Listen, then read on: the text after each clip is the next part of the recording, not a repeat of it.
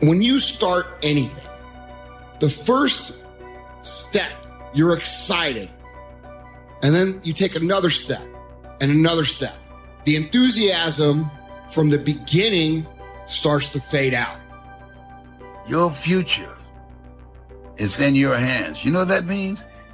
You got to work on your mind. Fortify yourself. You got to upgrade, level up your skill set. You want to be in a community of collaborative, supportive relationships that's going in your direction. And anybody that don't have the mindset that you have, let them go. You lost sight of the long-term goal, and it faded. It faded from memory, and the passion dried up, so we stopped the daily tasks that will allow us to achieve our goals. And you began to rationalize. Maybe I can't. Maybe I don't really want to. Maybe this goal isn't for me. And so you give up. You let it go. No. Don't do that. If you understand completely what I'm going to tell you from this moment on, your life will never be the same again. The things you want just seem to fall in line.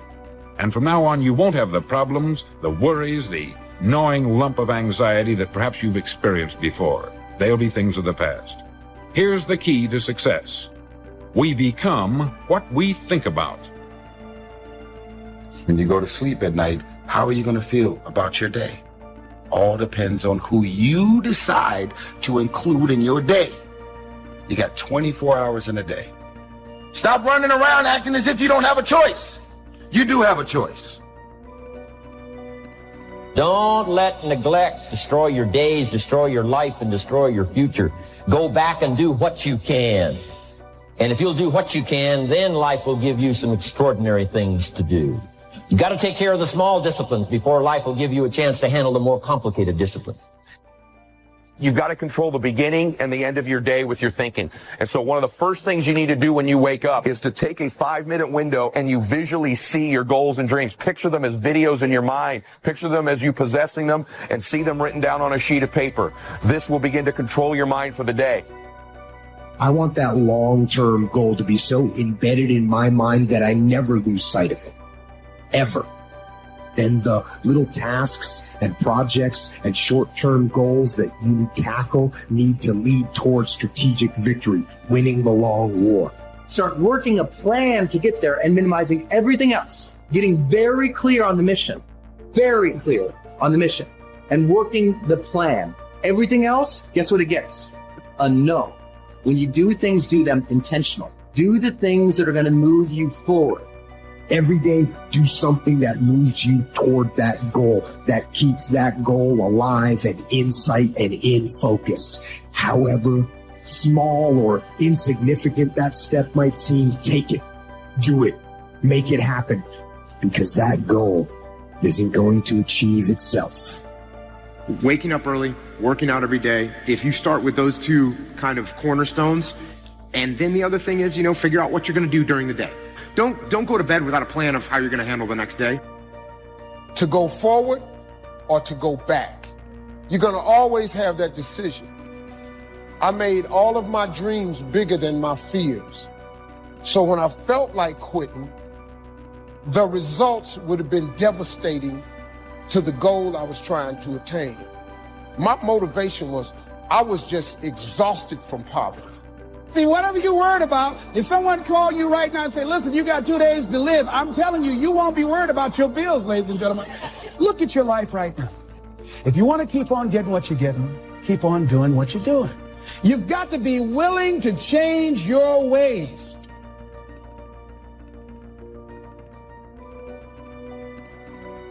You do have a choice. You love rumors. You love issues, you love problems, you love people calling you with their problems. You love it.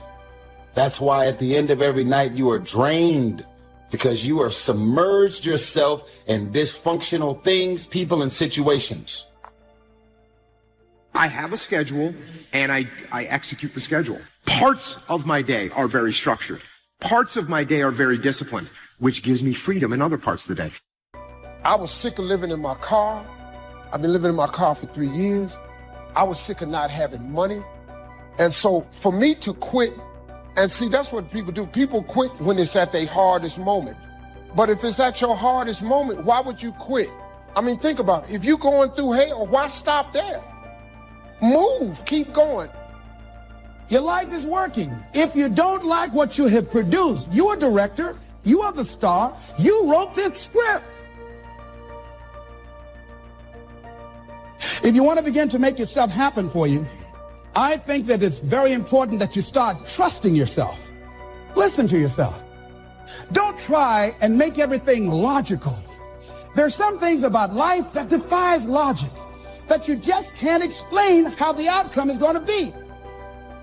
And then at the very end of the day, what I do, one of the last things I do after my prayer is I read through my goals and my dreams. I picture them. When I get my sleep, it's going to work on revealing to me. It's playing back the video, believe it or not, of my day in my mind, and it helps me wake up ready to get them as well. They have the magic touch. You've heard them say that about someone. Everything he touches turns to gold. And have you ever noticed that a man who becomes successful tends to continue to become successful? It's because of goals. Some of us have them, some don't. People with goals succeed because they know where they're going.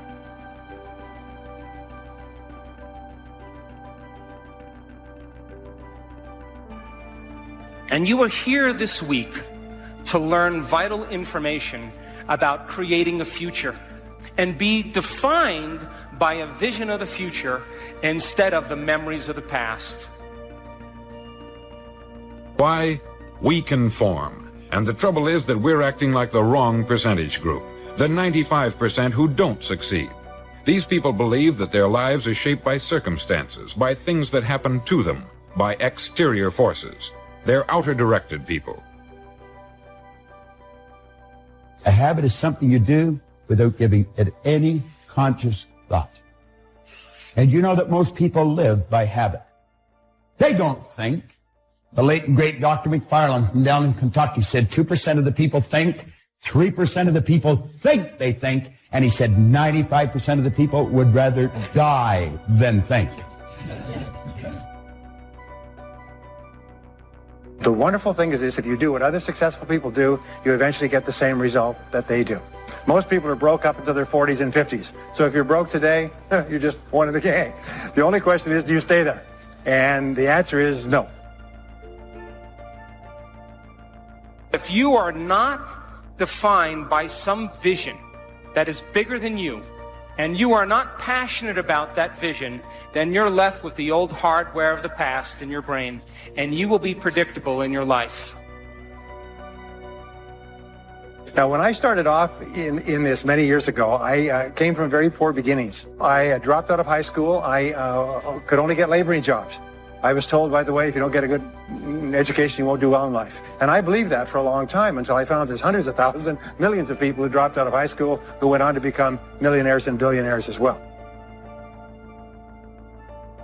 A survey was made one time that covered a lot of men, working men, and these men were asked this question: why do you get up in the morning? 19 out of 20 had no idea. If you ask them, they'll say, everyone goes to work in the morning. And that's the reason they do it. Learning is the beginning of life change. Some people want to start with motivation. You don't start with motivation. You can tell we don't spend that much time on motivation. And we're here, enough motivation, certainly. But here's the best motivation we've got going. When we bring our dedication and let it show, we let the work of our hands show. That's the motivation we want.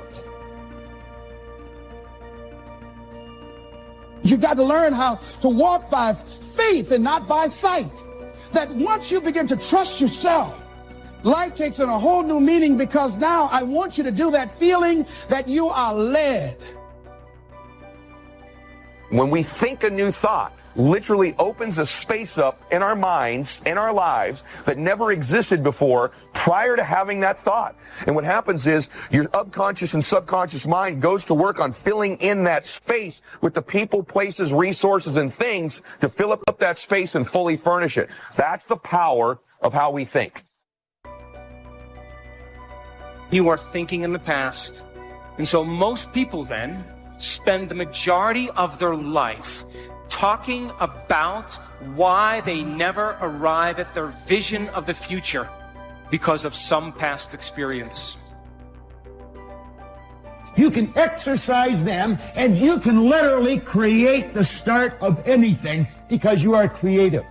The only thing about a man that is a man is his mind. Everything else you can find in a pig or a horse.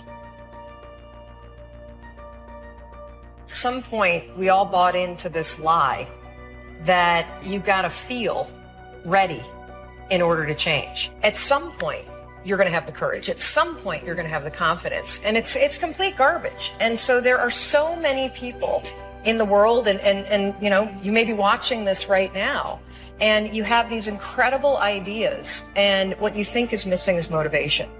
And that's not true.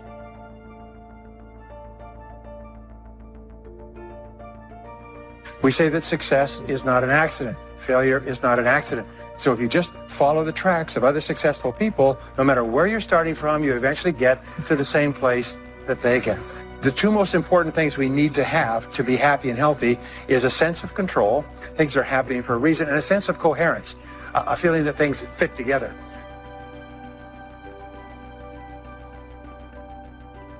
Just get stronger. Get better. We've all got those personal winters. I'm asking all of you to get better in spite of the winters, in spite of the downturn. The money downturn, the social downturn, the personal downturn, whatever it is. The key is not to wish for a better winter. The key is to wish for more strength, more wisdom, more courage, get better, get wiser, get stronger. Some of you are having problems with battles of things you're trying to change and you can't change them. Old habits that you were keeping for the last 20 years, and now you want to change, and it's tough to change.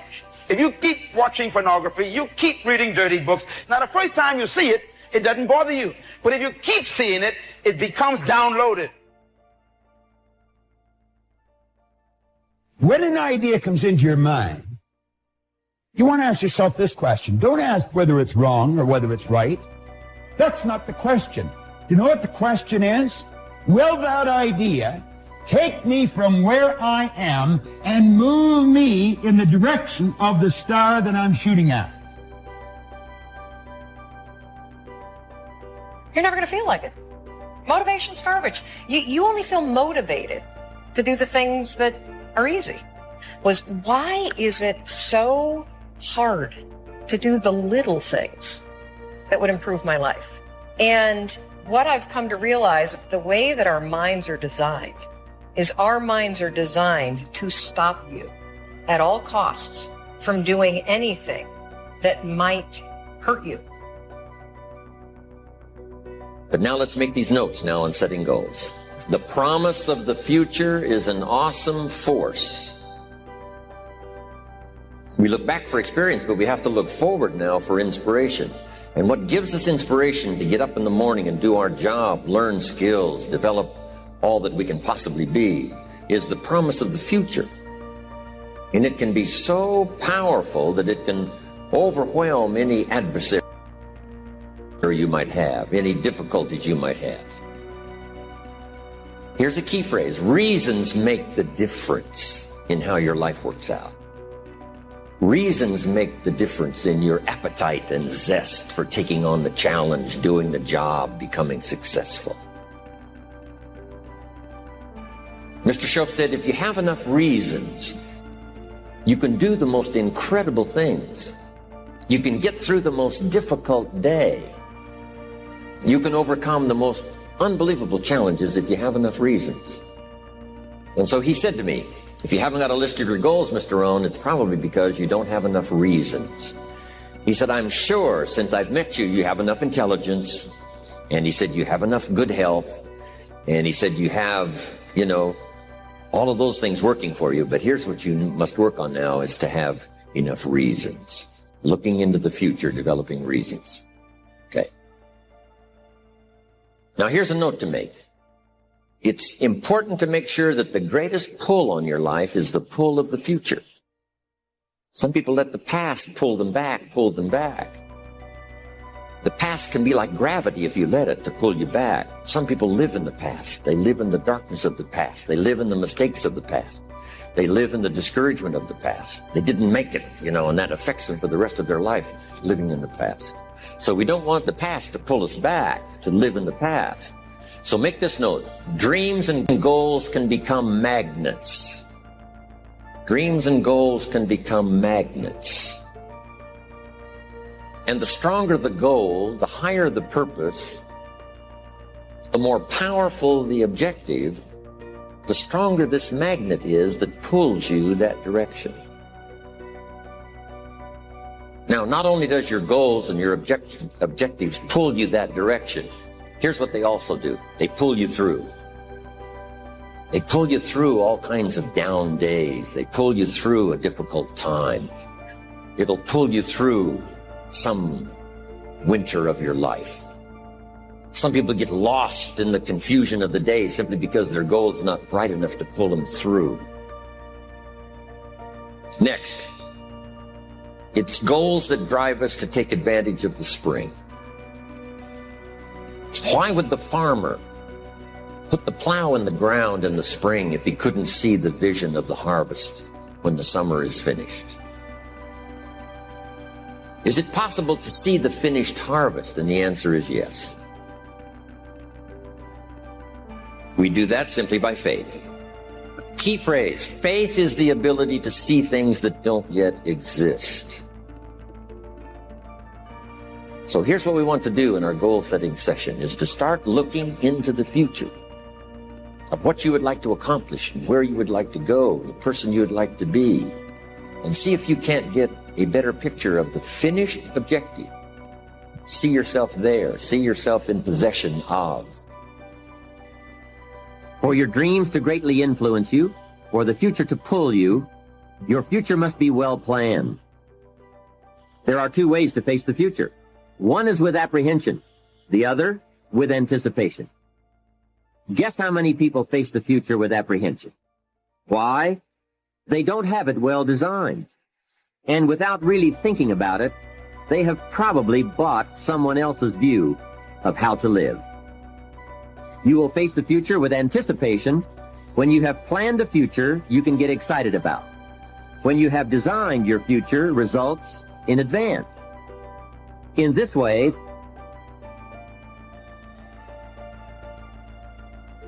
the future will capture your imagination. It will exert an enormous influence on you. And to design your future, you must have goals. Well-defined goals are like a magnet. They pull you in their direction. And the better you have defined them, the better you have described them, the harder you work on them, the stronger they pull. And they pull you through all kinds of difficulties too.